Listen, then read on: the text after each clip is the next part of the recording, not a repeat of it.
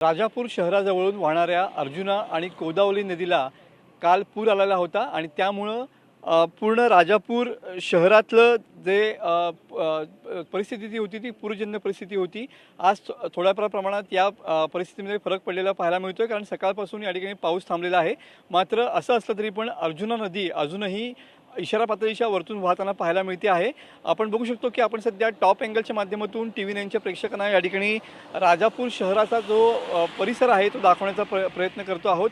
हे अर्जुना नदीचं पात्र आहे आणि सध्या या पात्राच्या बाहेर अर्जुना नदी आलेली आहे। इशारा पातळीवरून सध्या वाहताना ही पाहायला मिळते आहे आणि याच नदीचं पाणी सध्या मच्छी मार्केट परिसरामध्ये शिरलेलं आहे आणि त्यामुळे तिथले रस्ते जे आहेत ते वाहतुकीसाठी बंद झालेले पाहायला मिळत आहेत। तर काल रात्री जवळपास राजापूर बाजारपेठेमध्ये या ठिकाणी 6 ते 7 फूट पाणी होतं आणि त्याचमुळं या नदीच्या नदीला आलेला जो पूर होता या पुरामुळं या राजापूर शहरामध्ये हाहाकार माजल्याचं चित्र पाहायला मिळालं होतं।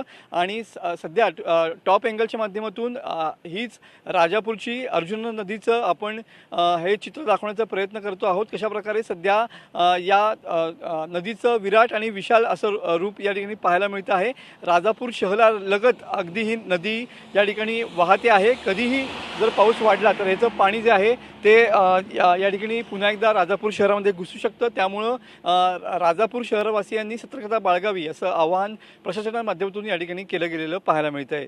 कॅमेरामन समित गजनेसह मी मनोज लेले, TV9 मराठी, रत्नागिरी।